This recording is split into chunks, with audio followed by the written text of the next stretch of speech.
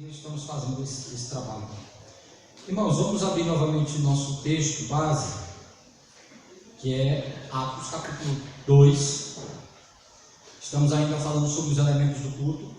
Se Deus nos der graça, quero concluir os elementos do culto hoje, para nós tratarmos a partir da próxima semana algumas práticas que são introduzidas no meio evangélico e que algumas delas estão na Bíblia, expressas na Bíblia, mas que não são tratadas como elementos de culto, né? Por que a gente não usa essas coisas como dança, coreografia, ministério de dança? Não existe isso, né?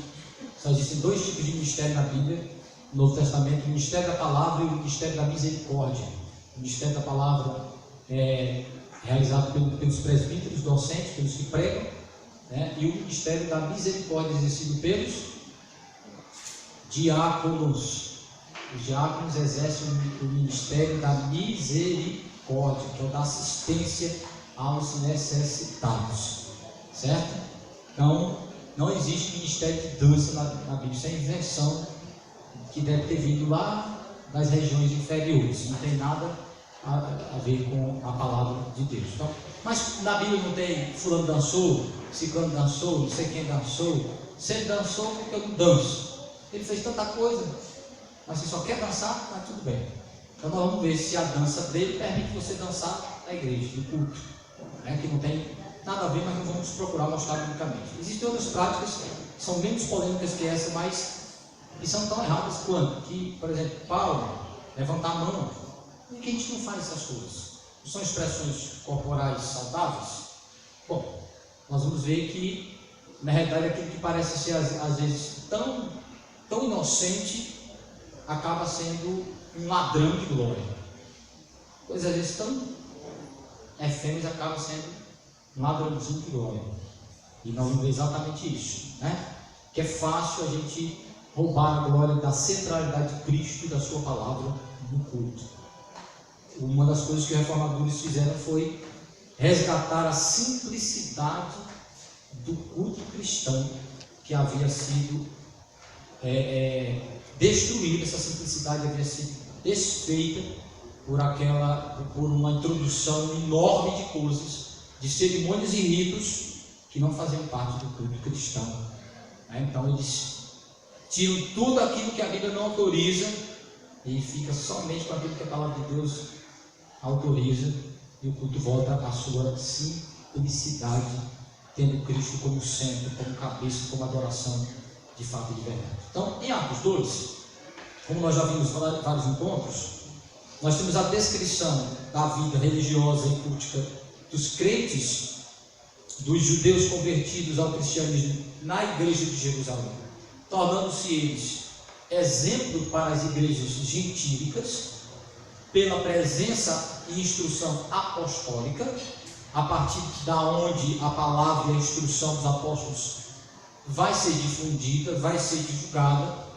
para se tornar Novo Testamento e instrução registrada para a igreja do Senhor. Então, em Atos 2, essa descrição nos ajuda a ver os elementos da simplicidade daquele culto que pertencem ao culto dos crentes da nova aliança, que serve para nós como exemplo, e vamos confirmar isso com alguns textos do Novo Testamento. Atos 2, de 37 a 47, para a gente firmar nossa mente essas verdades. Ouvindo eles essas coisas, compungiu-se-lhes o coração e perguntaram a Pedro e aos demais apóstolos: que faremos, irmãos? Respondeu-lhes Pedro: arrependei-vos cada um de vós, seja batizado no nome de Jesus Cristo para a remissão dos vossos pecados, e recebereis o dom do Espírito Santo. Pois para vós outros é a promessa, para vossos filhos e para todos os que ainda estão longe, isto é, para quantos o Senhor nosso Deus chamar. Com muitas outras palavras deu testemunho e exortava-os, dizendo: salvai-vos desta geração perversa. Então os que lhe aceitaram a palavra foram batizados, havendo um acréscimo naquele dia de quase 2.000 pessoas. E perseveravam na doutrina dos apóstolos, na comunhão, no partir do pão e nas orações. Em cada alma havia temor, e muitos prodígios e sinais eram feitos por intermédio dos apóstolos. Todos os que creram estavam juntos e tinham tudo em comum. Vendiam suas propriedades e bens, distribuindo o produto entre todos à medida que alguém tinha necessidade. Diariamente perseveravam unânimes no templo, partiam pão de casa em casa e tomavam as suas refeições com alegria e singeleza de coração, louvando a Deus e contando com a simpatia de todo o povo. Enquanto isso, acrescentava-lhes o Senhor dia a dia os que iam sendo salvos. Então, o que nós podemos concluir dessa descrição é que aqui se descreve o comportamento, a vida religiosa e a vida cultica também. Como é que esse povo agora passa a se reunir para adorar? O que eles se fazem neste culto? Então nós concluímos, como faz a confissão de fé, o catecismo maior e menor de Westminster, que os elementos que nós extraímos deste texto e dos demais textos são o seguinte: a gente tem aí uma indicação de que a leitura e a pregação devem estar presentes no culto, com a palavra doutrina dos apóstolos, perseverar na doutrina dos apóstolos. Como é que a igreja ouve e persevera na doutrina dos apóstolos? Através da sua pregação, que para nós está agora na Bíblia, está no Novo Testamento. Então, como é que a fé tem que ser apostólica? Porque o Cristo que salva é o Cristo dos apóstolos, certo? A fé é apostólica. Por quê? Porque eu só conheço Cristo através das suas testemunhas previamente estabelecidas e preparadas, que são os apóstolos. Por isso que não existe mais apóstolo, porque a palavra apóstolo é genérica. Se vocês quiserem também estudar a respeito desse assunto, o reverendo Augusto Nicodemos escreveu um livro muito bom, com o título Apóstolos, até um certo para mostrar a base bíblica do ministério apostólico e também para confrontar esta avalanche aí de gente se intitulando apóstolo sem ser, para mostrar quais são os elementos bíblicos que definem o apostolado em seu sentido específico nos apóstolos 12 como testemunhas de Cristo, porque a palavra é genérica, como aquele que tem um sentido, como aquele que é enviado, como aquele que é representante, é enviado para representar alguém. De alguma forma, nós temos esse elemento apostólico em cada um de nós, somos enviados ao mundo para testemunhar de Cristo, mas não com as características que são específicas dos apóstolos, dos 12, como testemunhas oculares, chamados pessoalmente e preparados para receber e transmitir para nós um testemunho inspirador, certo? Dado como palavra de Deus. O meu testemunho de Cristo, ele é apostólico, inspirado, porque quando eu falo do que os apóstolos disseram. Eu não tenho uma palavra direta como tinham os apóstolos, eu não tenho uma revelação direta como tinham os apóstolos. Eu não sou apóstolo como eles são recipientes de revelação, eles são instrumentos de revelação.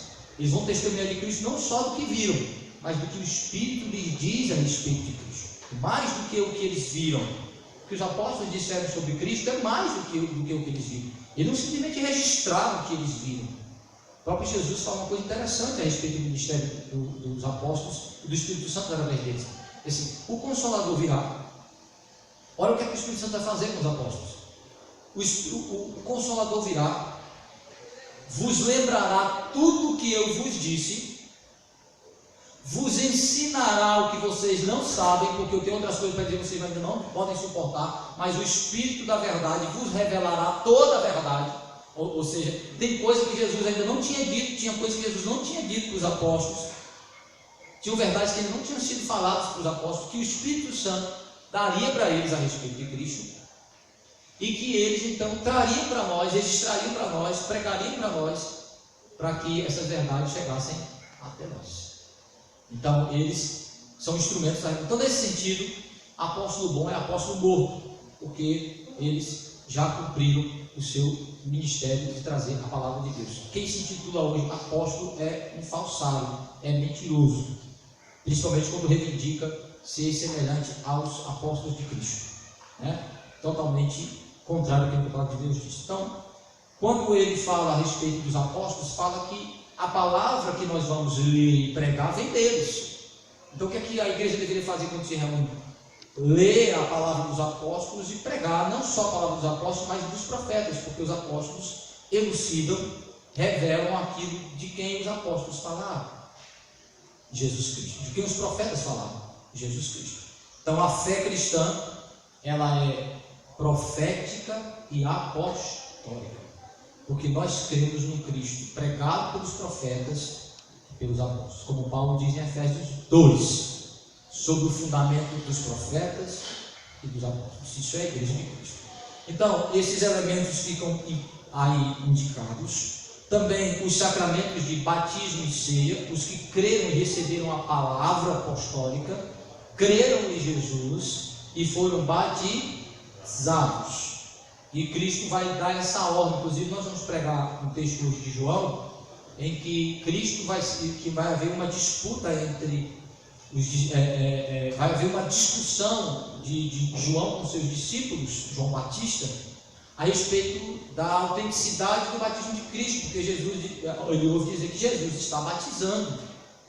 Então vai haver um questionamento se era legítimo aquilo que Jesus estava fazendo, e aí João vai dar o seu último testemunho a respeito de Jesus antes da sua morte.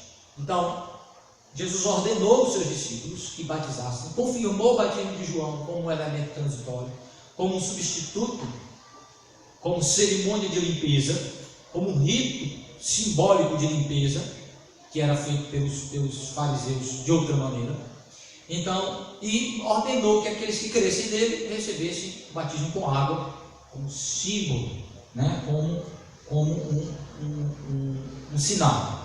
Então, batismo e sacramento. Aqueles que foram batizados entraram na igreja e passaram a se reunir ordinariamente e participavam da ceia, do culto com ceia, ou seja, um sacramento instituído por Cristo que vai substituir o sacramento da Páscoa e os outros sacramentos que existiam para ser um elemento representativo do sacrifício de Cristo. Então, essas pessoas se reúnem em torno deste elemento, que é a ceia do Senhor. Então, os crentes praticam. Nós falamos então que com isso concluímos que a ceia é um elemento permanente de culto. Deveria estar presente em todos os cultos dominicais, certo? Pelo menos esse é o entendimento dos teólogos reformados. O próprio Calvino entendia isso. Não praticou regularmente porque teve dificuldade com as autoridades políticas que intervinham de alguma forma na igreja naquele contexto.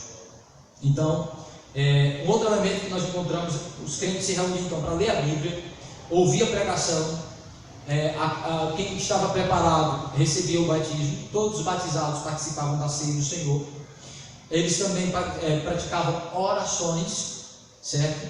E hoje nós vamos ver os outros elementos, que são os cânticos, a entrega dos dízimos e as ofertas, e votos e juramentos, que assim como o batismo são elementos não permanentes, quando se fizer necessário. Então, cânticos, por exemplo, em relação aos cânticos, o texto não é tão explícito, mas de maneira implícita. O texto diz no versículo 47 que estes crentes louvavam a Deus, contando com a simpatia de todo o povo. Essa expressão louvar, ela é genérica, mas ela também pode se referir especificamente a cânticos. Ela não só se refere a cânticos, mas o louvor é uma palavra de sentidos múltiplos, certo? Pode muitas vezes descrever todo culto, né? Toda adoração. Então, louvor é o serviço. E um desses serviços, que essa é a confusão. Toda vez que as pessoas veem a palavra louvor na Bíblia, geralmente elas concluem como sendo música, cântico. Às vezes às vezes não. Louvor a palavra louvor também pode descrever outras formas de expressar a oração a Deus que não somente o cântico. Por exemplo, o culto é um louvor a Deus. O culto de uma maneira geral é um louvor. Então, eu louvo a Deus lendo a Bíblia. Ou seja, quando a Bíblia é lida, quem lê, se a lê com reverência, temor e fidelidade a esta palavra, ele está louvando o dono dessa palavra. Quando a gente ouve a palavra de Deus atentamente, eu estou louvando a Ele. Louvar não é só participar ativamente dos elementos, passivamente do comportamento que se espere. Por exemplo, quando eu estou pregando, eu estou louvando a Deus se minha exposição for fiel às Escrituras, e os irmãos estão louvando a Deus se ouvir com o espírito que se espera dos irmãos. se ouvir como ouvintes dispostos, se ouvir como quem teme a Deus com fé, como quem está, como a ovelha que ouve as instruções do pastor. Então, a maneira como os irmãos ouvem a leitura e a pregação, ela pode expressar louvor ou não, deveria expressar louvor. Então, a gente lê a Bíblia, leitura da Bíblia é louvor, pregação é louvor, oração é louvor, é exaltação, engrandecimento de Deus como provedor e sustentador de tudo. Dízimos e ofertas é louvor, a expressão de gratidão pela provisão divina, certo? E todos os atos do culto, a música é uma forma de louvor. Aqui nós entendemos que ele está, já que o texto está tratando de alguns elementos de maneira tão especificada, o texto, pela sua estrutura, indica que louvor se refere a cânticos, ao que eles cantavam a Deus no culto. Isso fica claro quando a gente vai para os demais textos. Por exemplo, Paulo em 1 Coríntios vai dizer assim: quando vocês se reúnem, um tem profecia, outro tem uma revelação, outro tem um salmo. Entendo não que ele vai fazer participação especial, alguém usa para dizer, olha como tinha participação especial no culto. Se tinha, se acontecia isso, certamente era um período em que a igreja ainda era imatura e ainda compreendia que o culto e a adoração, que a participação de todos os elementos é coletiva. É tanto que quanto à individualidade de participação, Paulo vai orientar a igreja de Corinto para dizer que estava havendo uma bagunça. Por que estava havendo uma bagunça? Porque havia elementos que faziam com que indivíduos participassem ativamente de uma maneira individual, mas que mesmo quando ele participava ativamente de uma maneira individual, a sua participação deveria promover uma participação coletiva de quem ouvia. Por exemplo, Paulo vai dizer assim: se tem profetas na igreja, que era uma maneira da palavra ser pregada naquele contexto, alguém se levantava com o dom da revelação e o Espírito Santo trazia algumas verdades a respeito de Cristo para a igreja. Aí Paulo disse assim: se tem profetas na igreja, quando alguém se levantar para profetizar, no máximo que se tenha 3 participações. Agora, e ainda diz assim: cada um por sua vez, e os que ouvem se calem, para que sejam edificados. Então, o que é que acontece? Mesmo quando há, como por exemplo, o meu momento de pregar é uma participação ativa individual, mas coletivamente a gente participa passivamente ouvindo. Quando a gente ora, falamos da oração, quando um levanta e ora de maneira representativa, o que é que os outros fazem para participar? Dizem amém. Primeiro, ouvem a oração, entendem o que está sendo dito, e se estiver sendo dito certo, de acordo com a palavra de Deus, eu digo amém. Tá, tem gente que já inventou dizendo que quando não é amém é misericórdia. Isso não está na Bíblia, tá? Isso já é gente inventando coisa. Quando não concordar, a gente não diz amém. Não diz amém. É que eu vou dizer amém uma coisa errada? O amém é uma concordância, não é só é uma concordância participativa. Eu estou me envolvendo na oração daquele, dizendo assim: o que ele está dizendo são as minhas palavras, Senhor. Não é interessante isso? Então, o culto do Novo Testamento ele é coletivo, diferente do culto da Antiga Aliança, que o povo não cultuava de maneira coletiva em todos os elementos, era de maneira representativa. O povo chegava com as ofertas, chegava com as oferendas, mas quem oferecia diante do altar era o sacerdote, era o sumo sacerdote. O povo não oferecia diretamente, o povo oferecia indiretamente, por meio de um substituto, de um representante. O povo não cantava diante do altar, o povo cantava na caminhada, da saída de casa até chegar no pátio, cantava. Mas quando ia para perto do altar, no lugar da oferenda, quem cantava era só os levitas. Só eles poderiam cantar. Por quê? para mostrar a necessidade que nós temos de uma representação para chegar diante de Deus, de um mediador. Por isso que agora nós não precisamos. Eu não sou mediador dos irmãos. Eu não sou mediador. Mediador é Cristo. Sem mim vocês podem adorar. Agora, sem o sacerdote não tinha culto. Sem sacerdote não tinha culto. Coletivo? Não. Público? Não. Agora, sem o pastor tem culto? Tem. Tem. Sem pastor tem culto, irmãos? Tem. Pode não ter uma pregaçãozinha assim mais substanciada, né? Mas culto? Culto tem. Por quê? Por que sem pastor tem culto? É uma boa pergunta. Por que sem pastor tem culto? Hoje todos nós podemos. Não é por meio de um representante humano, como era o sacerdote, é por meio de Cristo. Quando vos reunir em meu nome, em nome de Cristo, é a fé em Cristo. Cristo é, irmãos, Cristo é o templo. Cristo é o templo que a gente entra. Eu estou em Cristo, me reuni com outros irmãos, eu formo um templo de adoração espiritual. Onde estiver 2 ou 3 em meu nome reunido aí, está aí. A adoração é espiritual, é através da mediação de Cristo. Então eu não preciso do pastor para ter culto. Agora, o pastor tem o papel de ser o pregador do culto. Entendeu a diferença? Eu não preciso de mim para cultuar, eu preciso de Cristo. Agora, o pastor é aquele que é chamado para ter a responsabilidade formal da pregação. Sim. No Antigo Testamento, quando os sacerdotes, os homens em geral, foram capturados, levados a outras nações, restaram apenas mulheres no Israel, salvo engano, quando foram levados para a Síria, para a Babilônia também. Havia culto? Ficou muito tempo sem fazer culto? Ficou. Ou fazia adoração individual, até porque não tinham tempo, eles não poderiam nem adorar.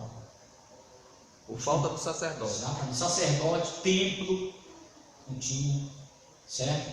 É tanto que, quando é que vão restaurar isso? Quando Esdras e Neemias voltam, né?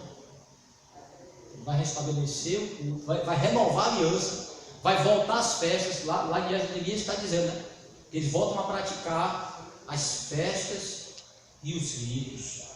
Alguns salmos, eu preguei até um deles, tem salmos e tem textos proféticos que eles vão chorar porque não há mais templo. Eles têm saudade da adoração, do culto lá no templo, porque não tem mais.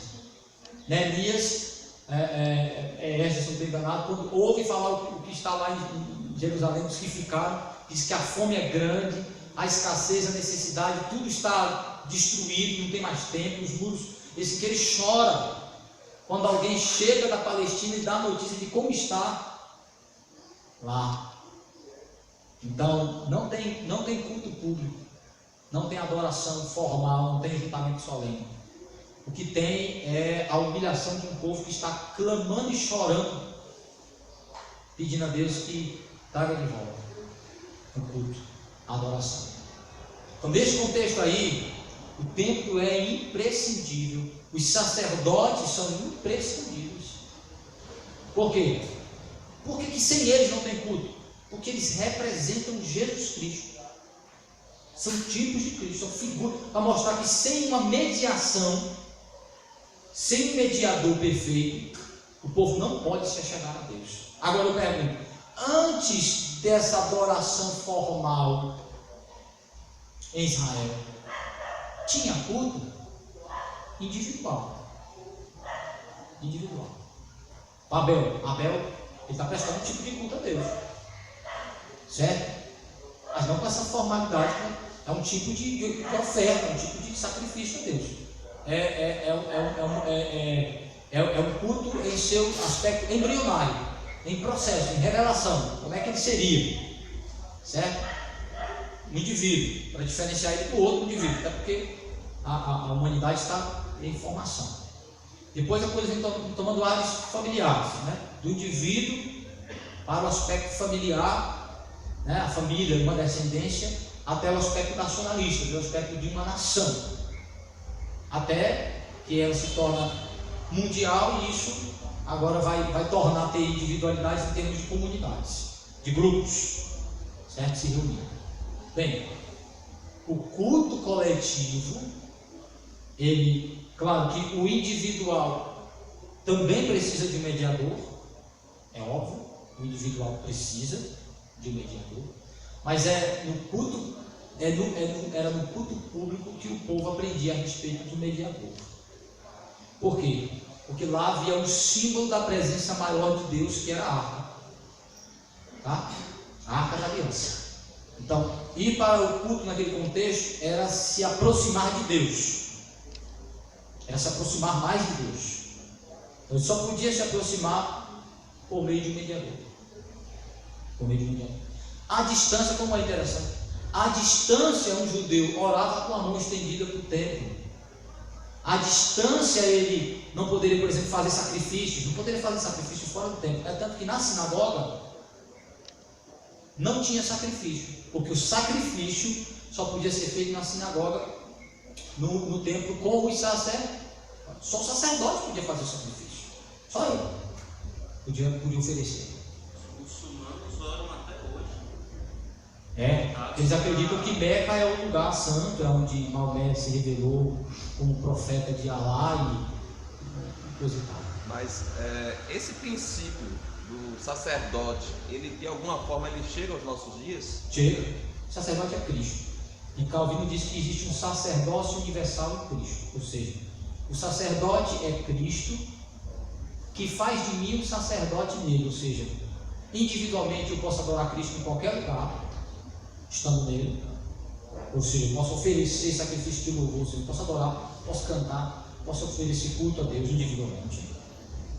E coletivamente a gente se torna um sacerdócio em Cristo. Ou seja, o que é sacerdote? O sacerdote é o ofertante, é o sacrificador, é o que oferece a Deus o sacrifício que agrada em nome do povo. Então Cristo é o verdadeiro sacerdote, aquele que entra no lugar santo e coloca a gente nele, neste lugar santo. Então, o sacerdócio que existe hoje é chamado de sacerdócio universal, ou seja, todo crente é um adorador, é um ofertante a Deus em Cristo. Ou seja, o que é que eu ofereço a Deus em Cristo? Os sacrifícios de louvor. Meu culto, que são os elementos espirituais, minha oração, minha leitura, meu cântico, certo? A meditação da palavra de Deus em Jesus Cristo. Este sacerdócio, como os sacerdotes da antiga aliança, Cristo aboliu, Cristo cumpriu, certo? Agora, nossa oferta é a oferta em Cristo. Entendeu? Mais ou menos. Entendi, mas tem outras perguntas que eu vou deixar para ele. Sim, Rodrigo. Pastor, o senhor falou sobre participação especial.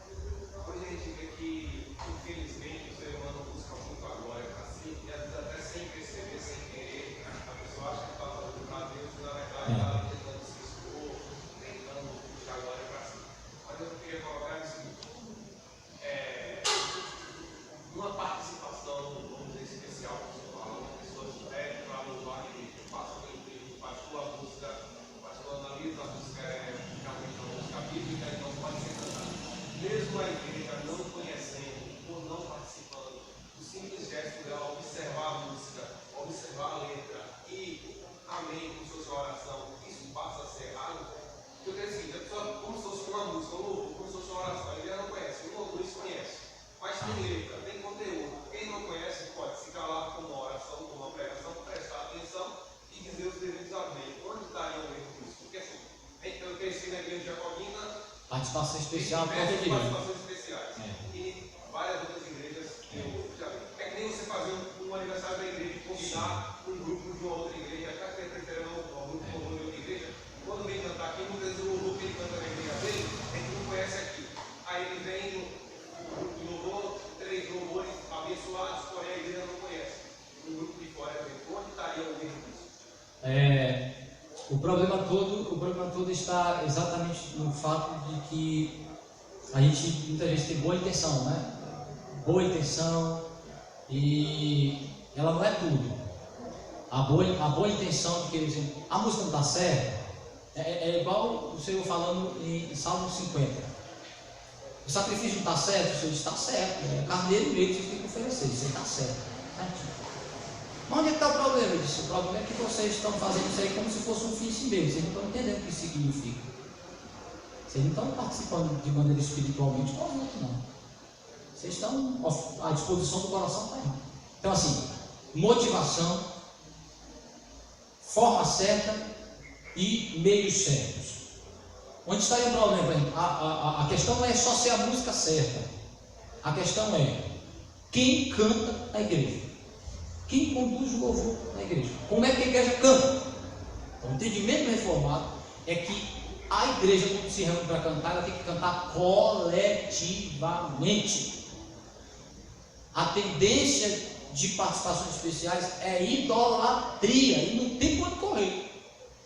É tanto que, uma coisa interessante, o grupo do louvor, a igreja está cantando, indo binário, está aí uns 2, 3 cantando, né? Aí cantando, aquele desânimo do mundo. Agora vamos ouvir irmã fulano e tal. Rapaz, os olhos recalam, os irmãos logo sentam no banco de maneira direita. Fulano canta direito.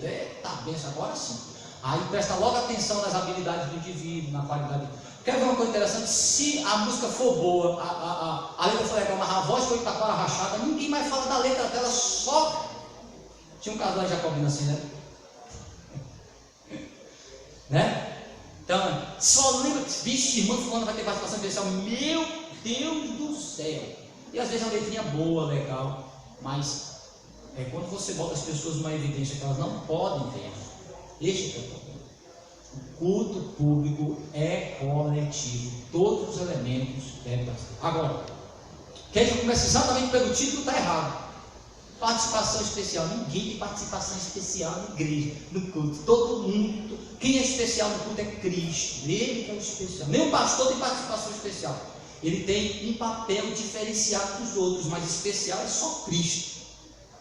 Já começa aí errado. Fulano vai ter participação especial.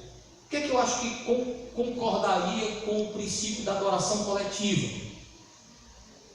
Primeiro, o irmão quer cantar uma música, vai para o grupo de louvor para ajudar. Por que ele não canta no grupo de louvor? Primeiro, geralmente isso mostra uma dissidência. Não, e tudo metido, não sabe cantar direito. Primeiro, esse povo que acha que sabe cantar, não quer cantar com os outros, porque já começa aí o orgulho, porque ele tem que se destacar, porque a voz dele tive esses problemas em Parambu, tive esses problemas em vários lugares que eu passei. Que tinha gente que tinha uma voz bonita, só podia ter participação especial. Sabe por quê? Porque tinha que destacar para ele. Quando ele cantava com os outros barrava, ou cantava coletivamente, cantava. E quando ele queria cantar no grupo, sabe o que é que ele fazia? Ele queria cantar as músicas com aqueles arranjos assim, parecendo umas lagartixas tendo ataque epilético. Aqueles falsetes para poder destacar a voz. Não pode cantar o canto. E aí é que está a questão. A música precisa permitir reflexão correta para edificação espiritual. E ela tem que ser de uma maneira simples, tem que ter beleza, mas ela tem que facilitar a participação das pessoas. Senão vira apresentação. Culto não é apresentação de indivíduos. É oferta a Deus, é oferenda a Deus, é louvor a Deus. Então, se o irmão quer cantar, primeiro eu orientaria ele a participar do grupo. Se não desse para participar do grupo, eu diria, meu irmão, o senhor quer conduzir uma música na hora do culto? Faz o seguinte, prepara uma música que a igreja conhece, ou ensina antes. E aí, por exemplo, eu acho... aí, tem outro momento para participação, para apresentação? Tem. Um momento que a igreja vai se reunir com descontração, com entretenimento, vamos ouvir. Por exemplo, eu já fui em muitos lugares para ouvir o grupo Logos, mas não era culto. Vamos ouvir uma apresentação musical. Ah, sim, beleza. Apresentar. O problema é que as pessoas chamam esses eventos de culto. Isso não é culto. Em que eu vou ficar sentado ouvindo um indivíduo cantar, não é culto. Do entendimento do Novo Testamento, do entendimento dos reformadores, não. O culto que eu ficava vendo o outro prestar é o culto da antiga aliança, que eu ficava vendo ele fazer por mim. Agora não. Agora eu estou ativamente, eu estou passivo e ativamente envolvido no culto. Quando eu não estou falando, eu estou ouvindo e concordando. Então, o cântico, por exemplo, ele é coletivo. Até porque o povo de Israel só podia cantar até chegar no pátio.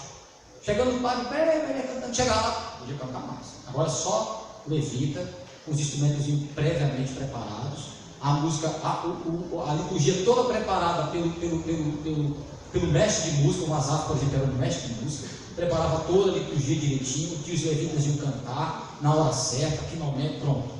O povo só vendo. Agora não. Na nova aliança eu posso cantar. Aí quando eu posso cantar, eu deixo que outro cante por mim. Não. O canto é congregacional. Então por isso que eu não vejo base bíblica para dizer, para dar participações especiais de música. O que eu vejo é que se alguém quer cooperar, quer louvar a Deus, por que ele não quer coletivamente? Por que ele tem dificuldade coletiva? Que esse problema nosso, por exemplo? Rapaz, tem muito de arrogância no coração humano, vocês estão por fora. Ó, por exemplo, a gente, para ter um amém na oração, é a coisa mais difícil do mundo. Mas tem gente querendo orar junto com o outro. Acha que orar é só quando um começa a dizer, ó Senhor, aí eu disse, é mesmo, Senhor, aleluia. Aí eu quero orar tudo junto. Quando na realidade, dizer amém é oração. Mas eu não quero, porque eu só quero do meu jeito. Eu só quero, eu tenho que falar. E tem gente que é arrogante demais, é tão arrogante que acha que não deve ouvir o outro. O outro começa a orar e ele ora junto, não presta atenção. O outro ora lá se acabando e ele não está nem aí, nem prestou atenção para o que o outro diz, porque o que importa é a oração dele. Olha como a coletividade, a adoração coletiva também é um tratamento de orgulho. É um tratamento de orgulho do coração humano, que faz com que a gente mostre que a gente participa também me envolvendo com o outro.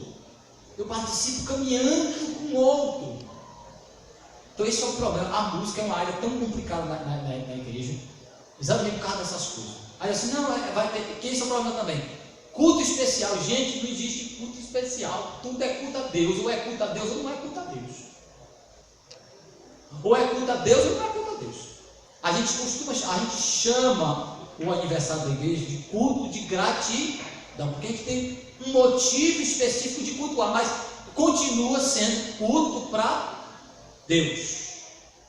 Esse é o problema de dar nomes especiais para culto, né? Culto da mocidade, culto dos jovens, culto dos velhos, culto das crianças, culto dos paraplégicos, culto, até culto para tudo. Gente, culto é tudo uma coisa só. Ou é culto para Deus, ou não é culto para Deus. Culto. Quando eu digo assim, eu vou me reunir para agora, evento especial, aí é outra coisa. Nós vamos fazer uma programação especial. Aí é outra história, não chama isso de culto, isso é uma atividade social da igreja. Aí sim, aí para culto, é culto para Deus. Então, como é isso? Por que no aniversário da igreja não tem um grupo especial cantando? Poderíamos até ter alguém conduzindo o louvor, chamar um grupo, alguém, como o pessoal chama aqui no nosso presbitério, um grupo de outra igreja para fazer o quê? Para conduzir a igreja na adoração. Esse negócio de chamar alguém para ficar assistindo uma apresentação bonita, isso aí é show, é apresentação, isso é outra coisa. A gente pode, isso não é errado no lugar certo. O culto não é para ficar contemplando e meditando a beleza artística do outro, não. Agora, tem um momento que isso é cabível? Sim, vamos reunir para ouvir. Um grupo musical que louva a Deus, que canta músicas de letra cristã, bíblica. Vamos reunir para ouvir isso, para confraternizar, para edificar a nossa vida espiritual de maneira cultural, ouvindo uma boa música, uma música de qualidade. Sim. Agora não chama isso de culto, não. Isso não é culto. É uma forma de louvor e de adoração a Deus, como tudo na vida é. Mas existe uma distinção do que é culto. Tá? Então, onde é que está o erro aí? Não é só ter a letra correta, o meio, a maneira como se adora. É uma coisa você dizer assim, qual é o problema o pregador pregar, falar a coisa certa e não abrir a Bíblia? O cara fala um bocado de coisa certa, mas não abre a Bíblia. Qual é o problema? Simples. Paulo disse, prega a palavra, expõe a verdade.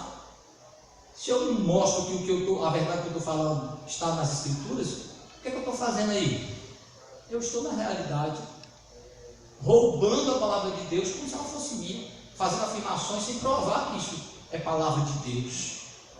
Entendeu? Então, não é só falar as coisas certas, tem o meio certo, a motivação certa. Então, o irmão vai cantar a musiquinha, está certinha, está a letrinha, bem, então vamos submeter ela ao meio certo de adorar. Né? Então, vamos lá pelas ordens. E proibir as coisas, e assim, não faça isso também. Eu nunca fiz esse tipo de proibição tão explícita. Eu procuro orientar, instruir, por exemplo, as igrejas que eu passei, teve um momento que eu tolerei alguém fazer uma participação especial, porque a igreja não tinha instrução, nunca tinha ensinado a igreja acostumada a fazer aquilo 300 anos, acostumada a fazer aquilo 300 anos, eu vou chegar assim e dizer assim, não, porque eu não concordo. Sim, mas não é eu que concordo, eu tenho que mostrar nas escrituras, eu tenho que dar a base bíblica para se instruir, orientar. Tem essa dificuldade, a gente, pastor, acaba pecando nesse sentido, de não ter a paciência, e também saber que essas coisas elas não são as mais graves, né? É uma coisa que tem que ser corrigida, porque eu acho que todo erro tem que ser corrigido, mas tem coisas mais urgentes, que às vezes você acaba empreendendo uma guerra, você gasta uma energia enorme com coisas tão periféricas, que aquilo que é essencial, você chega diante do essencial, você não tem mais força, você não tem força. Aí sabe o que acontece? Acontece o farisaísmo, engolido camelo e explorando o mosquito, né? Engasgando com mosquito com coisas pequenas, efêmeras, que podem ser tratadas de uma maneira com mais paciência, com mais tempo, dentro de um conjunto geral de informações. Quantas vezes a gente tem que empreender uma guerra com coisas mais importantes, né? Que é o que eu procuro fazer, entender, por exemplo, essa igreja entende o que é evangelho de verdade, o que é justificação pela fé, entende de fato o que é o evangelho de Cristo. Essa é a minha preocupação primária, mostrar o que é o evangelho, a relevância do evangelho. Quanto às práticas, elas vão, a gente vai analisando, vai vendo, aquilo que é muito explícito a gente orienta, a gente procura, mas a gente erra também nisso, como isso acontece. Então, e aí, eu não tenho dificuldade nenhuma de dizer, de ensinar, mas às vezes você tem dificuldade em aplicar isso em certos contextos, de que há uma guerra, há uma resistência, rapaz, tem lugar aí que igreja aí que mexer nessa área aí é demissão compulsória. É na hora, tá, bicho, mexeu, foi embora. Tá? Então, claro que eu não tenho medo de demissão, mas eu acho que você tem a sensibilidade de entender. Se o pastor explicar, dificilmente vai ter que. Mas a gente sabe que tem gente que não concorda, a gente explica isso, mas o certo é a gente explicar e mostrar biblicamente, já estou falando biblicamente, por que isso não é correto, por que a gente não deve fazer isso, né? Então aí, e vendo o problema, o que é que eu faço? Eu procuro fazer como eu estou dizendo aqui com o Rodrigo. Eu procuro, porque o problema nosso às vezes é que a gente é muito bom para destruir, de acabar com tudo, não vai fazer mais nada, mas eu vou botar o que no lugar disso aí? Aí o pastor chega, proíbe tudo, ninguém não pode fazer mais nada, o povo vai pular de cima, a gente vai fazer mal o que mesmo agora? Aí o povo fica perdido, quer mais cultuar a Deus, que não sabe mais cultuar, fica com medo, fica igual aquelas ovelhas oprimidas que não sabem o que faz, olha, vai arrepender. É difícil, eu já tive esse problema porque eu fui imaturo em alguns momentos também, de chegar e não falar com a sabedoria devida, de mostrar para o indivíduo que se ele está com o erro, tem um acerto aqui, então eu tenho que mostrar o acerto para substituir. Dizer, não, meu irmão, pegar esse indivíduo assim, meu irmão, você tem boa intenção, tal, vamos usar isso aqui desta maneira? Isso. Vamos aproveitar aqui, vamos usar aqui, vamos fazer. Você tem espaço aqui, esse dom que Deus deu pode ser usado aqui dessa maneira, faça assim, use assim. Por exemplo, você é uma pessoa que sabe música na igreja, dá um curso para outras pessoas, compartilha isso com os outros. Vamos fazer um dia de música, de arte na igreja. Que legal. Entendeu? Então, agora, quando você se reunir com os outros crentes para adorar, meu irmão, essa adoração é coletiva. Não pode um se sobressair em relação a isso. Então você vai orientando, porque a glória tem que ser de Cristo. Então a gente vai mostrando, orientando.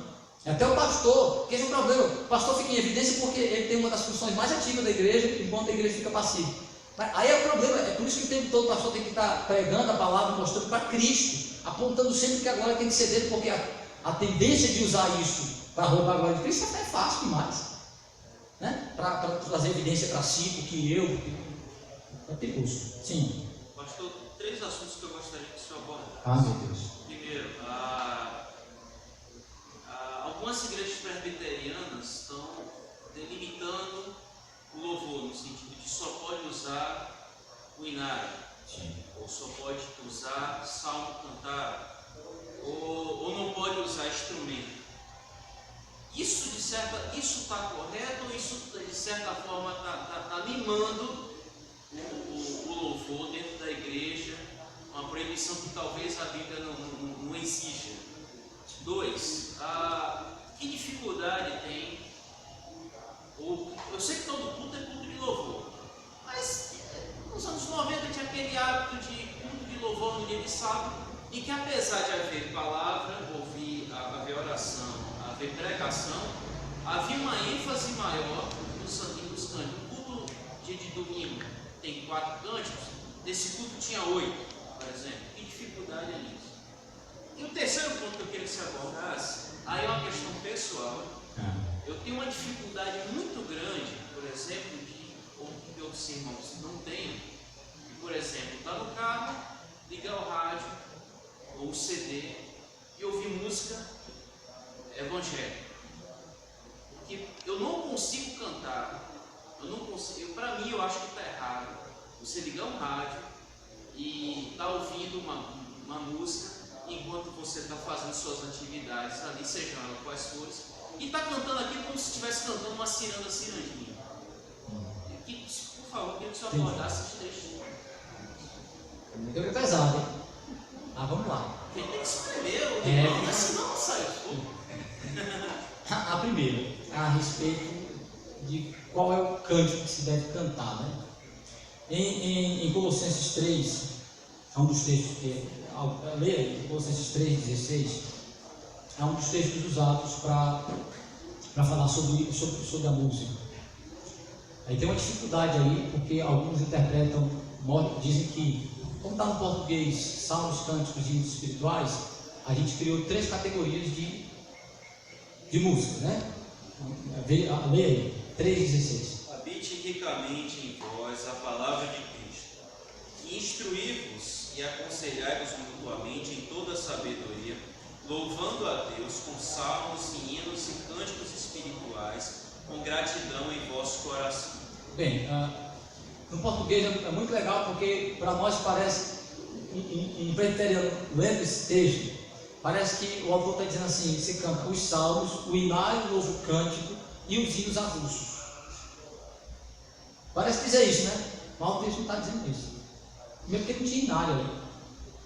O judeu só conhece um inário, que é o saltério. O judeu só conhece o saltério. Tá?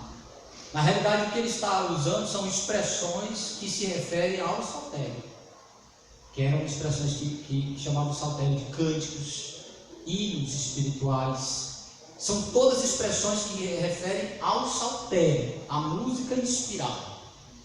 Certo?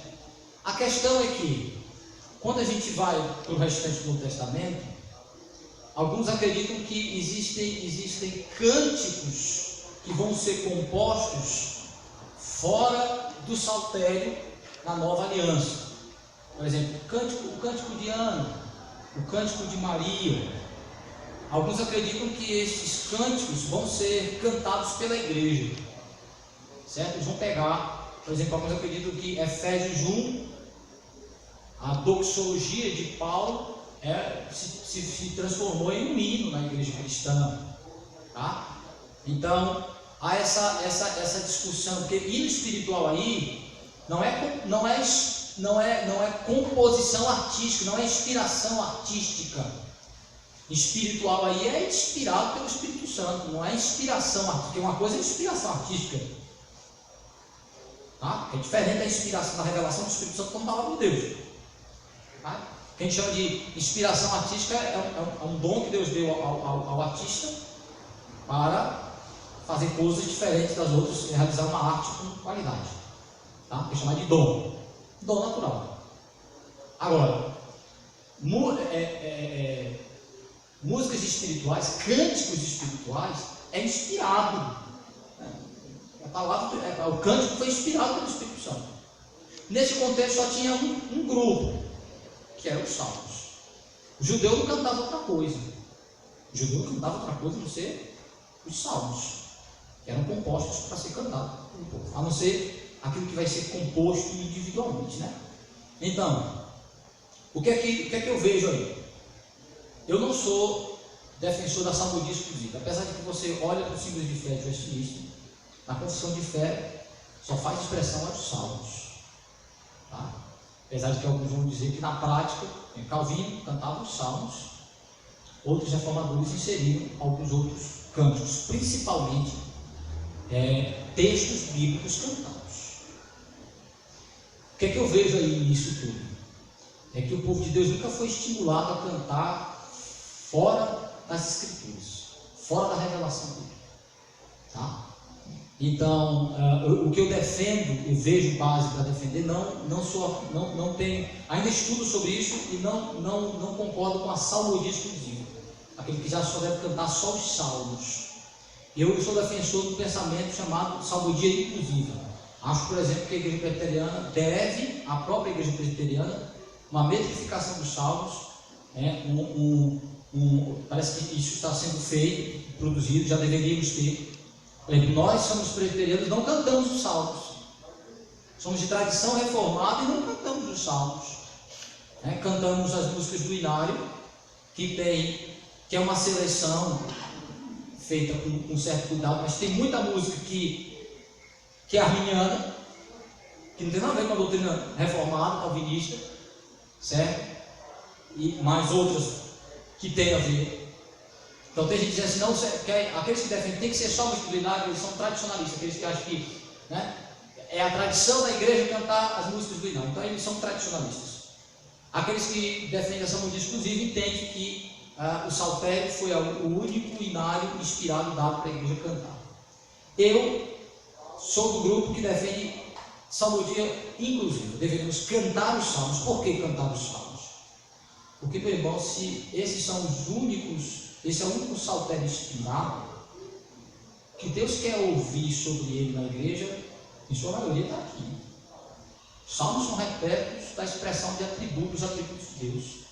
Se cantar, se louvor é cantar a grandeza de Deus, os salmos, meu irmão, estão recheados.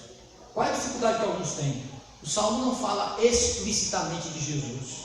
Alguns dizem isso. Então eu acredito que os salmos falam de Jesus. Pelo contrário, quando chega no Novo Testamento, você vê de maneira tão clara os salmos falando de Jesus Cristo, porque Cristo usa os salmos para fazer isso. Então, o que eu oriento a igreja, o que eu acho que é correto a gente fazer, é cantar biblicamente. Ou seja, é cantar salmos e músicas compostas que extraem o texto bíblico e canta ele. O que a gente ainda procurado fazer aqui, tem procurado cantar os textos bíblicos, certo? Por quê? Porque, meu irmão, não tem maneira melhor a gente falar sobre Deus do que usar as próprias palavras de Deus sobre o que Ele diz sobre Ele. Se louvor eu falar as coisas certas sobre Deus, que exalta o nome de Deus e que edifica a minha vida ao falar aquelas coisas, não tem outro lugar que você tenha as palavras certas sobre Deus, senão na Bíblia. Só na Bíblia. Certo? Então, essas composições, aí você me diz assim, essas composições que muitas vezes são doutrinariamente boas, corretas, doutrinariamente bíblicas, não são textos bíblicos, mas doutrinariamente bíblicas, eu acredito que elas servem para o nosso elevo espiritual e edificação particular. Eu vi minha casa. Mas quando a gente se reúne para cantar, a gente tem que cantar de acordo com aquilo que Deus ordenou na sua palavra. Então, acho que quem defende só Inário está equivocado. Ele é um tradicionalista que ele acha que o Inário é a única, está equivocado totalmente, tá? Inário tem músicas boas, mas aqueles que defendem salmodia exclusiva, não vou desse grupo. Eu acredito que é inclusiva, porque acredito que temos textos do Novo Testamento que podem ser cantados, corroborando com os salmos em uma adoração a Cristo, trazendo de maneira mais clara a Cristo. E por isso que o que é que eu tenho que cantar? Eu tenho que cantar a Bíblia, eu tenho que cantar a palavra de Deus, eu tenho que orar, por exemplo, a minha oração. Os puritanos citavam textos bíblicos de uma maneira extraordinária. A gente vai orar, nossa oração é pobre de Bíblia. Não fala de Deus usando a palavra de Deus. Entendeu? Primeiro que tem preguiça. Então a nossa oração deveria expressar, por exemplo, Jesus, quando ele está orando, ele invoca um monte de expressão bíblica e usa na sua oração. Então, a gente tem que orar mais biblicamente. A música tem que ser bíblica. Então, a minha orientação é como eu tenho feito com os meninos aqui no louvor. Cantem os salmos. Hoje nós temos vários salmos aí sendo trabalhados para a gente cantar. E textos bíblicos, uma música que seja bíblica, que expresse uma palavra. Primeiro que a palavra, a música não é uma pregação, mas é uma confirmação da pregação. Ela tem que ser cheia de doutrina bíblica. Né? Então, assim, confirmando aqui que o pastor colocou, e até anteriormente tinha colocado sobre a adoração ser congregacional, você vai para Apocalipse, onde é mostrada a adoração nos céus, né? O texto que eu creio, eu acho que o pastor deve concordar, que você deve se basear, ali é a adoração da igreja. Capítulo 4 começa com os 24 anciãos que, segundo o comentário da Bíblia de Genebra, representam toda a igreja do Velho e do Novo Testamento. Então toda a igreja cantando, tem 3 trechos ali, repetições de textos de Isaías, do próprio texto de Apocalipse, de textos... Dizendo que esse é o objetivo final da igreja, cantar louvores ao Senhor. Cantar um texto bíblico, ou seja, é a adoração perfeita, é aquela dali, se você for... Ninguém espera apresentação especial no céu. Aí não tem não. O canto é coletivo. Não tem anjo fazendo uma apresentação especial. E diz que ouviu-se um grande coral de anjos. Até eles cantam juntos. E todo ser vivente louva ao Senhor em conjunto. O objetivo, que esse é o objetivo. A adoração começou por um indivíduo, foi para representativa no templo, para ser coletiva em torno de Cristo. Aí eu quero agora desmontar tudinho. É como aqueles que querem voltar para o tabernáculo. Eu já saí do tabernáculo. Aqueles que querem voltar para a Arca da Aliança, gente, eu já estou na presença de Deus em Cristo, aí é retroceder. Então o canto coletivo, ele já é o objetivo final de Deus para o louvor. Ou seja, é assim que nós vamos louvar finalmente o Senhor coletivamente, que é essa invocação de Apocalipse. É exatamente isso.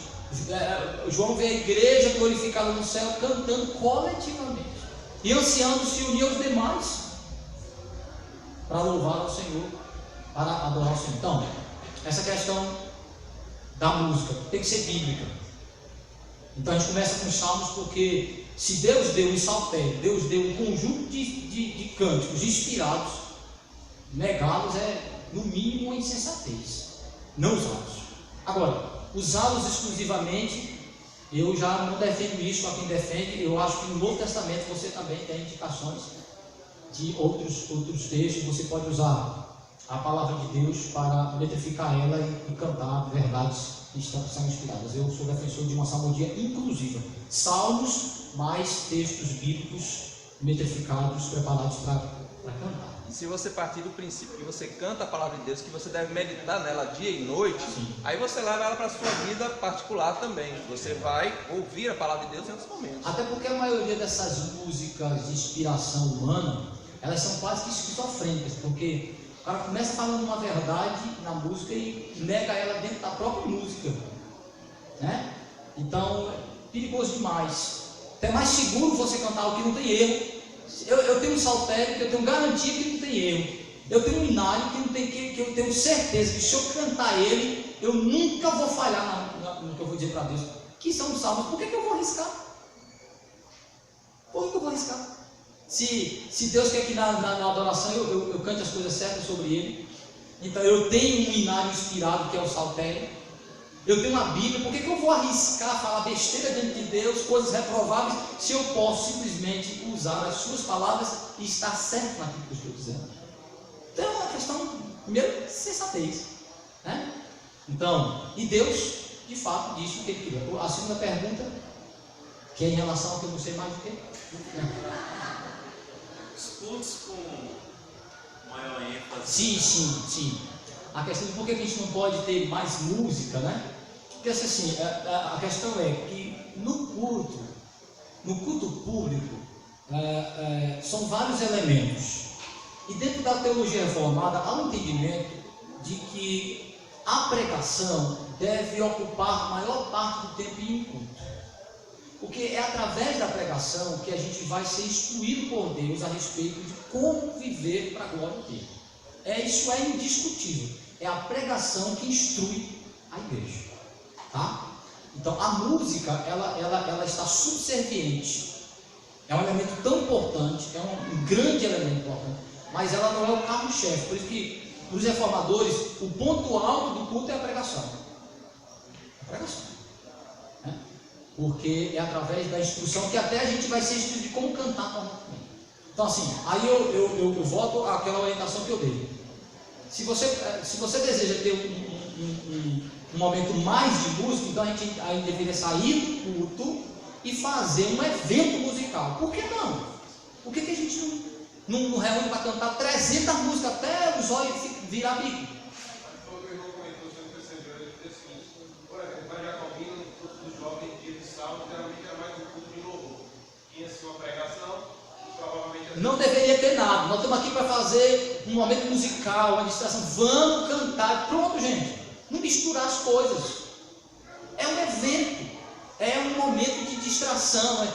Acaba tendo algum elevo espiritual, sim, mas aquilo não pode ser chamado de culto, porque se for culto, os elementos devem estar todos ali presentes e a palavra como carro-chefe dele. Porque esse é o problema. O pessoal, em vez de reunir para cantar até o bico virar os olhos, aí não faz. Sabe o que ele faz? Ele pega, bota 300 músicas no culto, na hora da pregação. Um dia chegou para mim e disse assim: o senhor tem. Rapaz, minha mulher disse com o Daniel, isso não funciona não. Ele disse: ó, o senhor só tem 15 minutos. Eu disse: o quê? 15? Dá para eu ler o texto. Não, pastor. Então vocês não me chamassem não. 15 minutos para expor a palavra de Deus? Absurdo. Cantar 300 músicas, cantar todas as músicas, me desguelado, cantar tantas músicas. Aí na hora de ouvir a instrução da palavra de Deus, ele disse: por que vocês não fizeram louvor? Vocês não fizeram um momento musical? É culto. Aí Deus já falando tudo sobre ti, agora não quero ouvir nada, Senhor. Sabe aquela pessoa que quer falar com você? Culto que tem música e não tem pregação é assim. É como alguém chega para você: rapaz, eu quero conversar, eu quero bater um papo com você, eu quero conversar com você. Ela chama você, aí ela fala. Aí por fim, quando você vai dizer uma coisa, muito bem, obrigado por você me ouvir, tchau. Que diálogo é esse? O culto é um diálogo. E Deus fala mais que nós.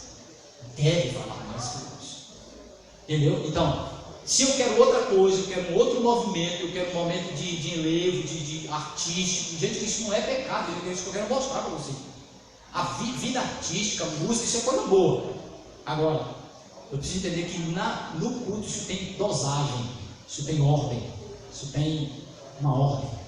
Agora eu quero um momento de música, vamos reunir com os jovens, eu já fiz várias vezes nas igrejas que eu passei, vamos fazer noite de talento, vamos cantar. Gente que quer fazer apresentação, bem, como meu irmão, vamos fazer uma noite de talento.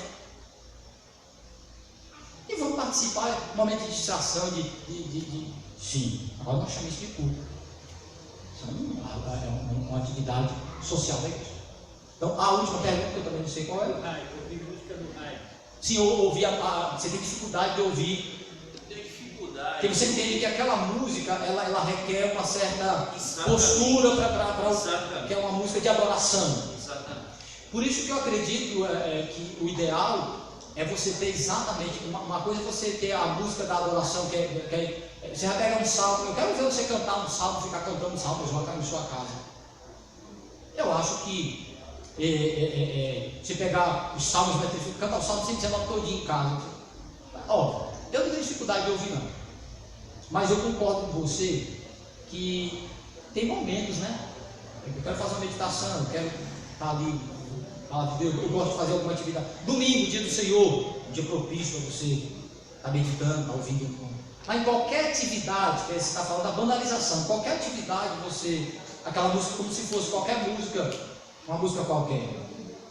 Acredito que deve ter mais um entendimento de qual é o objetivo específico daquele tipo de música. Porque eu acho que existe música chamada assim evangélica ou cristã, que ela é mais um entretenimento, um momento de meditação pessoal, tal, que fala sobre as vitórias, as lutas, os desafios da vida cristã. Por exemplo, essa música que fala das lutas da vida cristã, eu acho que elas são mais nesse momento do que na hora da igreja, na hora do culto. A música do culto ela tem que ter ênfase mais a glória de Deus. Não as minhas lutas individuais. Por exemplo, aquelas músicas que falam sobre o visitante. É bom ter visitantes. Gente, isso não cabe no culto. Não. Agora, terminou o culto, momento social. Vamos tomar o chá. Visitante, seja bem-vindo. E o ambiente apropriado, você vai envolver o social, você vai envolver a coisa, saiu do vertical para o horizontal, a gente vai se relacionar, vai frutificar. Sim, tem músicas que não cabem no culto, cabem mais no momento social, cabem mais pro. Tem uma música evangélica para mim que cabe mais você estar namorando com a esposa do que fala de amor, fala das afeições, né? Tem música. Uma vez eu estava no culto, não sei se posso chamar de culto, mas estava num evento desse aí, cantaram na hora do culto uma música que eu só pensava na minha mulher, porque não pode estar falando de Jesus daquele jeito, não pode estar se referindo a Jesus com aquelas palavras, não pode.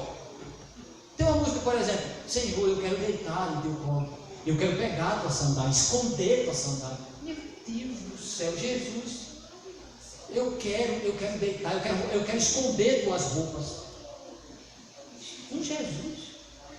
Esquisito. No mínimo esquisito. Então, coisas que. Calma. Então, eu entendo sua estranheza, porque é muitas vezes essa atitude de banalizar a coisa, de não saber a distinção do que se faz. Tem coisas que é próprio para o culto, que só cabe ali, naquele ambiente específico do culto formal. Eu estou no carro, meu carro lá, tem uma estação, uma rádio aí, 87.9, se não tem enganado. É Betânia. Sim. Betel. E toca a música lá de todo jeito. Tem Eu dirigindo, não presta atenção. Eu gosto de rádio ligado. Qual é o problema? Gosta de quê? Eu gosto de rádio ligado, eu gosto de ouvir.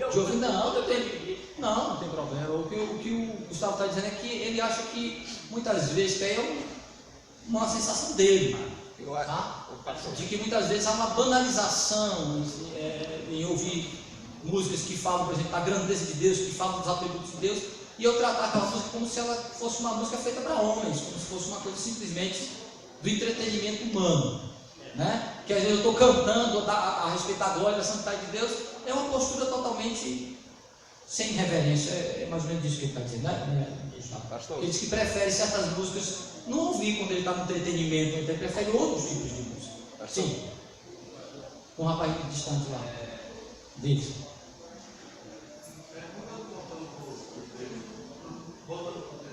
Foi bom. Gostei. É que o senhor falou que o pastor ele está falando as pessoas que profetizavam, que. Sim. Aí no caso ele disse que primeiro que as pessoas falam em outras línguas para glorificar só Deus. Elas deveriam, na verdade, falar na língua das pessoas para que não só glorificar a Deus, mas que ele seja edificado. Todos fossem edificados. Aí no caso o Rodrigo falou da parte do processo cristão, né? Sim. Aí nesse ponto o senhor falou que o meio era bom, só que o problema era a pessoa. A pessoa ia lá e cantava bem, fazia coisas na música para poder aparecer mais. Só que no caso do nosso contexto, no caso até o exemplo que o presidente falou de Ramon, ele usava esse texto também até para poder proibir o coral de cantar. O coral canta e a igreja canta. Aí no nosso caso, Sim. que no nosso caso quem cantava aqui era mais feliz, era presidente, era rolando, mesmo que tinha uma voz assim. A chamada. Aí também as músicas não tinham esse negócio assim. E esses floreios todos. Apesar de eu ter citado isso, o problema que eu vejo não é só no chamar a atenção para as habilidades pessoais, para artísticas, mas que eu entendo biblicamente que o método que o meio não é este, que não deve haver apresentação individual. É que quando alguém for levado a fazer uma coisa individualmente, os outros precisam participar. Então, por exemplo, a gente entende que a música ela é coletiva, não tem indicação de participações individuais. Tá? Mas só irmão, você não tinha chegado aqui na igreja antes, mas aqui, nos anos 2000, até 2005, tinha muito. Era uma prática rotineira, de todo domingo tinha alguém Uma aqui, participação. participação O especial. E eu já toquei no teclado acompanhando algumas dessas pessoas. Uhum. E às vezes era sofrível. As duas coisas estão erradas. Às vezes a pessoa tem a motivação certa, mas não acredito que tenhamos autorização para fazer participações musicais no culto. É isso que eu estou falando o tempo todo. O entendimento da interpretação reformada é que a música tem que ser coletiva. Por isso que existem grupos, entendimento de alguns reformadores, que coral não está certo, só se o coral levar a igreja a cantar. Ou então uma apresentação coral como apresentação musical. Aí sim, vamos fazer uma cantata. Opa, uma cantata, ó. Eu vou ver eu vou assistir, eu vou ouvir uma apresentação musical de alguém que preparou de maneira técnica, usando as técnicas da música, da arte musical para cantar. Fora do culto. Fora do culto. É uma apresentação musical. Que eu vou ser apenas um espectador daquilo. Vou me beneficiar ouvindo gente que preparou de uma maneira técnica, artística. Agora, no culto, eu sou chamado, não é até essa é a questão. Quando eu cheguei aqui, uma das coisas que eu gostei da igreja de Bater é que a igreja está acostumando a cantar junto. Gente, nós somos chamados para cantar junto. Esse é o problema muita vez de apresentação aqui, a gente diz, mas eu não canto direito. Se fulano cantasse aí, não era bom. Eu fico esperando uma participação especial de música. Não, quem canta para Deus somos nós. Todos. Olha o outro lado onde a gente peca. Quando a gente não quer cantar. Que aí o texto está dizendo assim, e a igreja diga amém, e a igreja louve, e a igreja cante ao Senhor. Nós somos chamados para cantar, nós somos os sacerdotes universais, nós somos os ofertantes, nós oferecemos o sacrifício, são todos juntos. Só que a gente fica, e deveríamos cantar, então devemos dar mais ênfase ao canto congregacional. Então essa questão aí, não é só porque o irmão tem habilidade, chama atenção para essa habilidade. O método de usar a música da igreja está errado. É coletivamente, a igreja é chamada para cantar. E a igreja canta. Porque para isso o Senhor nos libertou, para isso o Senhor nos salvou. Antes eu não podia cantar, alguém cantava por mim, gente. A apresentação especial era lá, quando o sacerdote e o levita sozinho podia cantar. Agora não. Agora em Cristo eu posso alçar minha voz e dizer para Jesus as coisas. Dizer para Ele. Pedro diz que nós fomos chamados para proclamar as grandezas do Senhor. Somos nós, coletivamente. O problema é que a gente gosta muito dessa questão de dar ênfase aos gostos pessoais. Por isso que tem ritmo de música de tudo quanto é jeito, para atender a freguesia. Essas coisas de ritmo, de gosto particular, tem que ser para casa, para minha casa. Na igreja, não. A igreja é um momento que eu me reúno para fazer aquilo que agrada a Deus. Meu louvor é dirigido a Ele. Certo? Está difícil isso que soprou hoje, mas aí você comentou um negócio interessante. Sim. Qual é o ritmo que tem que ser tocado? Aquele que permite reflexão, porque o ritmo que não permite reflexão estimula apenas o movimento corporal. Então, não existe um ritmo específico. Aí eu faço outra pergunta doída lá para você já encaixar as duas. Qual é o ritmo que você vai pregar lá em Angola, pela Serra da Mensagem? Você acha que eles ficam o tempo todo só pulando e fazendo gol? Não, fica O bom. tempo todo não, mas Fica a maioria das músicas dói para aquele lado. Mas aí é que está a questão. Eu não preciso necessariamente usar aquilo ali não, irmão. Não é porque é cultural que é certo, não. Tem aspectos da cultura que eu tenho que desfazer, ela tem que desconstruir. Senão você vai pegar a cozinha e você vai andar nu. E aqui na Bahia você vai... Não, você vai andar nu, você vai dizer assim, não, essa é a parte pervertida da cultura. Então eu tenho que ensinar para eles, no primeiro momento, eu posso até estar ali no meio e eles...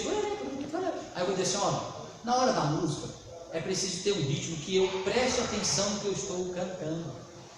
Eu vou ensinar eles os princípios, qual é o objetivo da música. Não é simplesmente promover movimentos corporais. Então eu preciso instruir quais são os princípios que estão por trás da música cristã, da adoração pública. Para que serve a música? Isso eu vou mostrar. Então, Aí qual é o ritmo que cabe nisso? Aqueles ritmos que permitem reflexão, meditação da palavra, e que encaixe eu falar as coisas sobre Deus. Mas Deus como tu é santo, Deus como tu é santo, Deus como tu é... Rapaz, não faz sentido. Faz? Não faz. Deus, como tu é santo, Deus. Eu falo assim, eu só quero dançar, chamar minha mulher. Tem ritmos que não cabem, tem ritmos que não permitem reflexão, que ele logo chama para dança. Ele tem seu espaço, tem, você lá com sua mulher no rastapé, dá certo, meu irmão, certinho. Agora no culto, o sexo é uma bênção, mas no culto, faz ele aqui para tu ver se o fogo não desce. Mas ele é uma bênção no espaço dele, no lugar dele. Então tem coisas que não cabem, tem ritmos que não cabem. Eu vou dizer assim, qual é o ritmo certo? A palavra de Deus não permite isso. Mas ela está botando princípios de que a adoração pública tem que permitir a reflexão. A letra deve... Primeiro, a voz e a letra é quem adora. Quem adora é o que eu digo.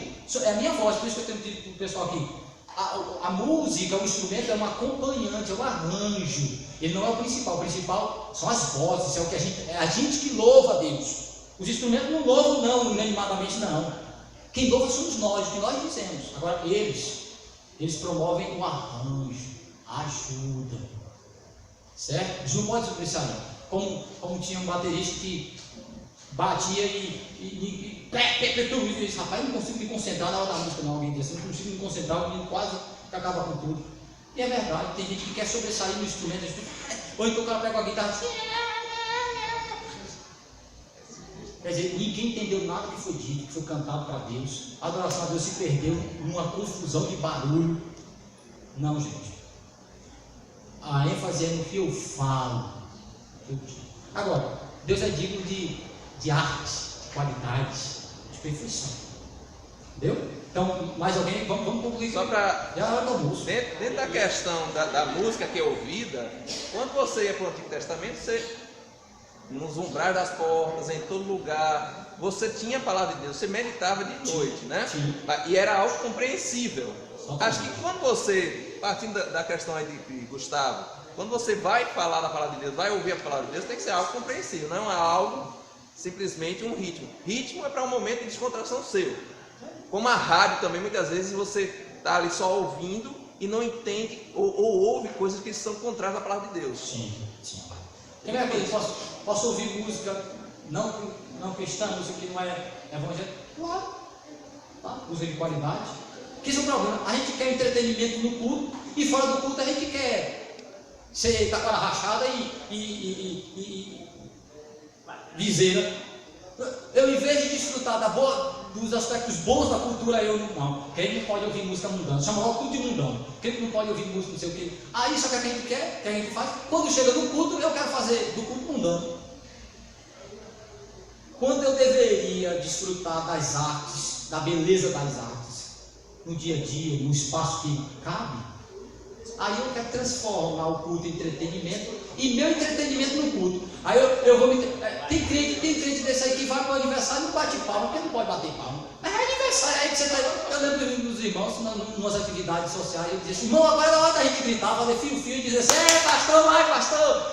Agora é a hora da gente dizer no nosso social. Agora não, na hora do culto, é que quer bater palma, quer uivar e fazer o que não deve. A gente quer transformar o culto em entretenimento e entretenimento em culto. Na hora que eu tenho que me distrair mesmo, aí eu não me distraio. Na hora que eu tenho que desfrutar da graça comum de Deus, da bênção na cultura, eu não desfruto, eu fico todo lá parado. Não, porque eu sou crente, eu só me revelo na igreja, eu só deixo o sarrafo na igreja. Pelo amor de Deus. Esse aqui é o problema. Agora, pastor, então Sim. hoje não tem escolha, não. Tem não? Aí em relação à música, É melhor não ouvir. é difícil. Eu quero dizer que não é necessariamente errado. Errado é ouvir uma música ruim, ímpia, né? Contrária à palavra de Deus. Uma música boa, de qualidade. Sim, alguém aí mais pediu, eu vou embora. Vamos almoçar. O David falou? Tinha pedido a palavra? Em relação à música secular, para nós, santo e profano é o que agrada a Deus e o que não agrada a Deus, o que é bom e o que não é, o que é correto para Deus e o que não é. Então, nem tudo que está no mundo é mundano, necessariamente pecaminoso. Existe a graça comum, o entendimento calvinista da cultura, de que, por exemplo, você não come só comida feita por crente, você come comida feita por ímpio, não come? Então, tudo que o ímpio faz é ruim? Não. Então, existe alguma coisa da cultura que a gente pode se aproveitar? Pode, né? Sim. Agora, precisa ter maturidade cristã para saber filtrar, discernir, ouvir, saber o que pode. Por exemplo, foi esse entendimento aí que levou o movimento pentecostal a abominar televisão. Diz, eu não posso ouvir música mundana. Aí o cara vê novela, assiste televisão, cinema, e lá tem o quê? Música cristã? Faz sentido. Mas não posso ouvir música, só ouço música gospel. Aí assiste a novela. Aí assiste a televisão. Aí vem pro rádio. Não faz sentido. Então eu sou ordenado a me afastar do que é pecaminoso, do que é ímpio. Aí Paulo diz: observar todas as coisas, retende o que é bom. Existem coisas boas preservadas pela graça comum de Deus. Por exemplo, na ciência médica a gente está desfrutando disso o tempo todo da graça comum de Deus. Por que na cultura não posso? Ela é a única parte humana que foi destruída totalmente, que não sobrou nada. É preciso, claro, ter maturidade, ter discernimento, conhecer os princípios bíblicos para saber o que eu posso filtrar, o que eu posso aproveitar. Aquela música Aquarela de Toquinho, é linda aquela música. Ah, não quero ter que pegar. Lindo aquilo ali. Então tem muitas músicas boas, de qualidade, que falam sobre a realidade da vida, as coisas da vida, da natureza, a realidade humana. Mas tem muita coisa ruim também, muita porcaria. Tem gente que acha que prefere não ouvir, claro. Agora não digo que é pecaminoso quando a música é de qualidade e não tem nada de pecaminoso. Né? Estamos dispensados?